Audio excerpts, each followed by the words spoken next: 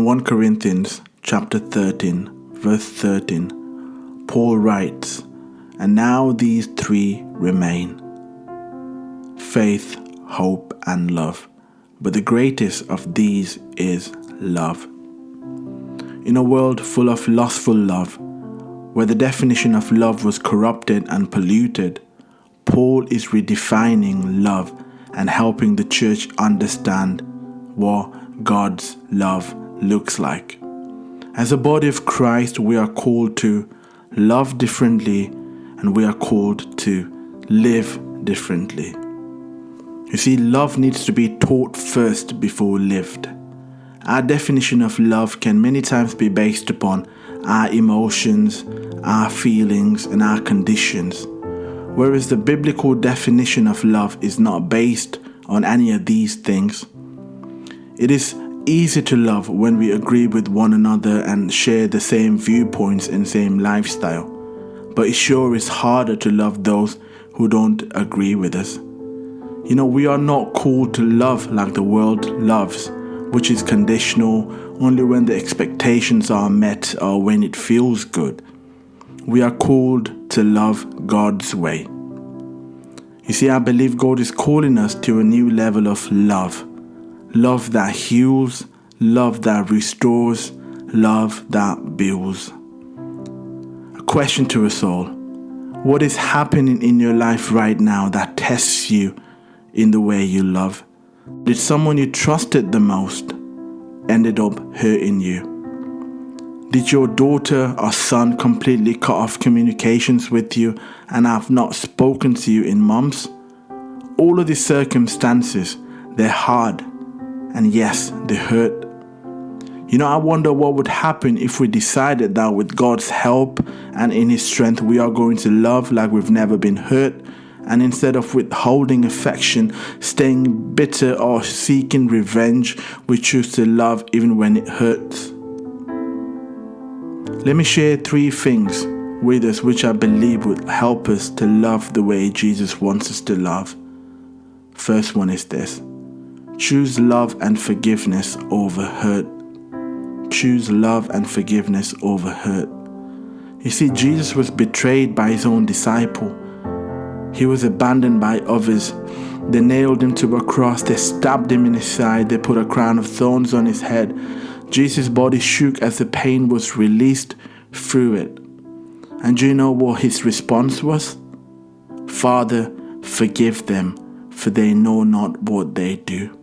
Father, forgive them, for they know not what they do. Jesus chose love over hurt. He chose forgiveness. He chose to love even when we were at our worst. Secondly, choose to press forward. Choose to press forward. See, David had a father who did not believe in him. The prophet Samuel had arrived at his house to anoint the next king of Israel at God's direction. Samuel told David's father Jesse, "Bring out all your sons. One of them is going to be a king." David's father paraded 7 of them before Samuel. He did not even bother adding David to the lineup. It was as if Jesse was saying, "There's no need to bring David out. He's a loser. He's a failure. He'll never amount to anything." Have you ever felt like you were not considered valuable? You might be familiar with these words. Maybe you have even heard them from a parent. Does the pain still linger?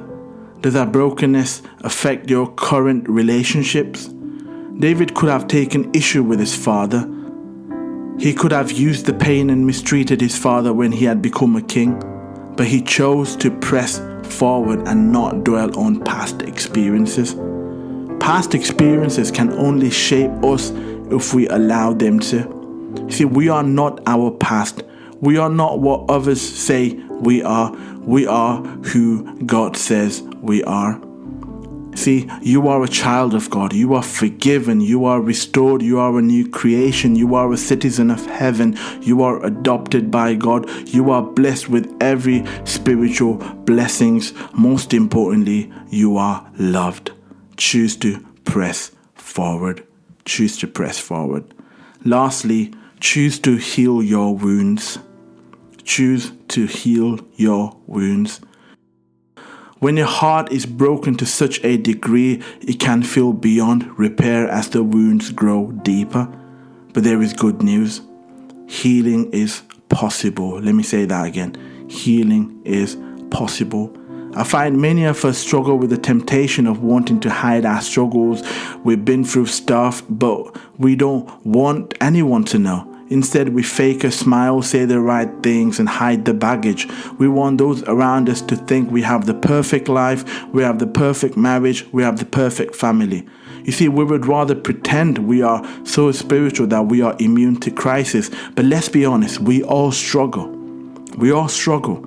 In the circle of struggle, the only way we can heal is by allowing the healer to do a deep work in us. That is only possible when we open up our lives to Jesus. Now, we do not have to tell all of our Facebook friends or our Twitter followers every single detail of our struggle, but it is important to surrender them first to God. Ask Him to transform you, to heal you, to release you from that place of bitterness, anger, fear, depression, or hopelessness. Close your eyes, breathe, let God do the work in you. God is calling us to love like we've never been hurt. So let's choose love over hurt. Let's choose to press forward. Let's choose to heal our wounds.